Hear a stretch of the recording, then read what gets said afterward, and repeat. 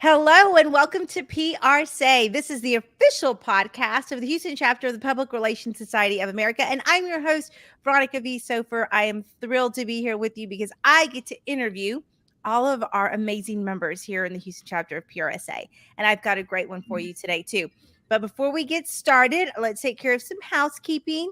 If you are listening on the podcast, make sure you hit subscribe. We don't want you to miss any episodes of PRSay. And if you are watching on YouTube or Facebook, drop us some comments, and my guest and I will be sure to connect with you. So we'll go ahead and kick off this episode by inviting Jonathan Diamond to join us. Hi, Jonathan. Good afternoon. How are you? I'm great. Thank you so much for joining us on PRSay. It's a pleasure. So, Jonathan, first, before we start talking about media relations, let's just tell our members who you are and how you got into public relations. Well, I'm the business editor of the Houston Chronicle. Okay. So I have had a long career in business journalism. I started out as a reporter in Philadelphia covering the real estate market. I took a little hiatus and was in New York working in the book publishing business, actually as a literary agent, still an editorial role in many ways. And then I moved to Los Angeles and was eventually the editor of the Los Angeles Business Journal. I joined the Chronicle in 2019 after a short stint doing communications for Cedars-Sinai Hospital, the big hospital system in Los Angeles. And then when the pandemic hit and things got weird for everybody, I was actually back in LA for about a year at CoStar News as their West Coast editor. It's a commercial real estate news website and data site. And in December, I came back to Houston to take over the business desk at the Chronicle. Oh, that's so exciting. And so you have seen all of both sides of it. You know what works and what plays on both sides. So you've got that unique perspective. So give us some insight, for those of us who are constantly trying to curate stories and then pitch them. We've got some struggles and questions that we always work through when working with your folks. But then when we do get that interest from somebody, there's always some follow-up and things that have to happen. So I'm really interested in your perspective based on all of your experience. Well, it's while there are differences between the editorial side and the PR side. I mean, I think the one common thread is something that I talk to my folks about. That's just be prepared and know what you're going into before you pick up the phone and send the email. Knowing your audience is very important. Knowing what the reporters you're reaching out to, the news organization you're reaching out to does, and what its constituency is going to be remarkably helpful. So, pitching me a story about something that's happening in Poughkeepsie, New York, isn't really going to get you anywhere. And you laugh, but you'd be surprised how often we get stories about, oh, this is happening in California. Wouldn't you like to write about that? And it's like, no, I serve a Houston audience. So there's that, and our business desk, when I got here in 2019, it was a bit larger than it is now. So we've had some consolidation, some downsizing, and there's some things that we just don't cover the way we used to, and there's some things that we still focus on. And so whether it's us or Bloomberg or Reuters or the Wall Street Journal or the San Antonio Express News, knowing what they cover and who their audience is really important. Makes your pitches far more effective. Yes, absolutely. And what do you think is the biggest mistake PR professionals make when we're pitching? Once we've decided we've got the right, the right desk and the right publication, once we get past that hurdle, what do you think is the biggest mistake that we are making? I mean, assuming that you've found the right person and have the good pitch, really the worst thing that really is not being responsive once you've made that contact. If a reporter expresses interest, not following up is a problem. And frankly, I guess the other close second would be a lack of candor.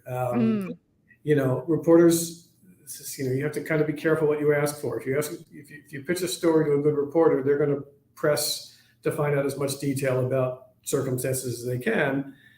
And, some of those things your client may not want to discuss. And so, the best thing really is just to be candid and say, look, that's outside the realm of what they want to talk about. And it may or may not have an impact on the story or how the story gets done. But, it's better than ghosting somebody or absolutely not being truthful. So.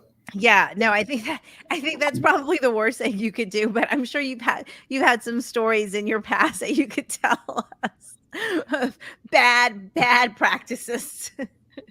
Probably, although I tend to I want to focus on the positive. I mean, absolutely. I can't give you a worst case, although I'm sure if I really thought about it, I could come up with it. No, of course. So for someone who's new to the Houston market or who is new to the profession, most of us spent time as interns, really learning the do's and don'ts. What are some good pieces of advice that you would offer to someone, especially when we're talking about garnering reporters' interest, or maybe, for TV in particular, maybe a producer's interest, or, an assignment editor? What are some of the things we need to be thinking about as we are crafting? Yeah, it's interesting because, print and digital journalism are a little different than broadcast, whether visual or radio. And so, again, it comes back to thinking about who you're targeting. I mean, my assumption, I haven't worked in TV, but my assumption is that there should really be a visual component to your story, and particularly one that's dynamic. I'm really interested in visuals too for for both print and our web product. Right, your digital, right. Yeah, but that's and we are starting to do some more video, but it's those are still images, but things need to be visually interesting as well as have some context and some reason you're asking these reporters to follow up on them. So, everyone's definition of news may vary, but there's got to be something other than these people are interesting people. Right. So, there's lots of interesting people. So. Yeah. And on the business desk, what appeals to you in particular? So let's talk about, your day-to-day from a business perspective. If are you more interested, or is it going to be a better connection with like oil and gas folks, healthcare folks versus nonprofits? What's your kind of sweet spot there? So the primary areas of focus for us are energy, oil and gas, and energy transition now. And real estate. Those tend to be the two core, the two core areas of coverage for us. We've got a robust coverage of the retail market. We're increasing our coverage of both our communities. We're making an effort to reach out into communities outside the loop here in Houston that haven't necessarily been covered by the media the way they should be, and as well as the wealthier side of the market, and in part, the things that are of interest. I mean, first and foremost, good stories. I mean, if there is a strong narrative that has what any good narrative has, tension, conflict with a little c, and some kind of compelling characters in it, that's going to be great. Love transaction stories. Somebody's investing in someone else. There's a purchase that happens, and our readers. We're paying really close. It's one of the interesting changes in print journalism, particularly. It used to be that business editors and other editors would decide what people wanted to read. Now we get a chance by looking at the data to see what people actually are interested in, and so we can tell them those stories. Texas, I am, as I mentioned, not a native Texan, and I haven't been in Houston all that long. There is clearly an affection for certain brands in Texas and in the Houston area. I mean, you can never go wrong about writing about a big supermarket chain that's based here, or that's right. Not to play favorites, but it gets a lot of traffic. Um, and so, if your clients are, recognizable brands, obviously, and they're doing, something that's a transaction or a new initiative, those often get a lot of attention. Also, data stories, particularly in my case, as they focus on Houston, the greater Houston area, and to some extent Texas. If there are, reports your clients do that place Houston or Texas in a context, best places to retire, most disposable income spent on automobiles.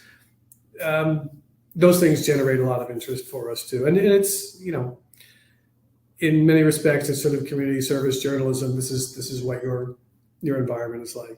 Mm-hmm. So transactions, trends, well-known brands, and sort of things that serve communities. We're focusing now a lot more on, with our energy coverage in particular, there's a lot of competition in this market for, earnings reports from ExxonMobil, for instance, mm-hmm. which Wall Street Journal and Bloomberg and Reuters are all going to write up.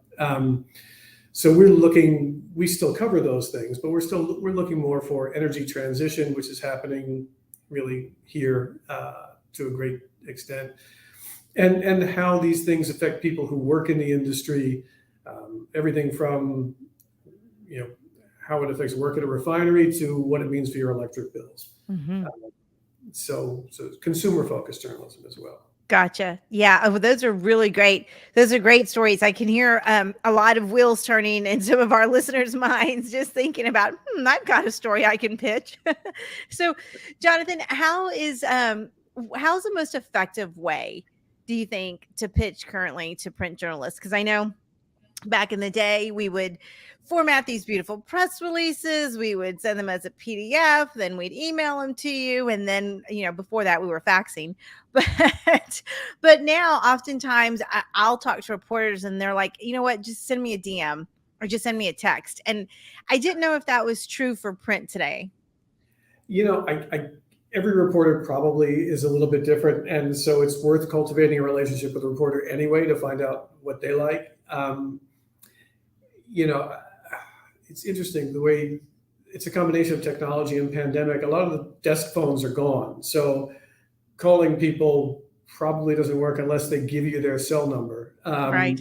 And yeah, so from my experience, email is best because I can deal with it on my own time. And I'll confess, sometimes not deal with it. I try to be, I'll only speak for myself. I can't speak for the rest of my staff, but excuse me, I try to be courteous. I mean, if somebody is pitching the right thing, but just to the wrong place, or it's close, but just not right, I'll respond.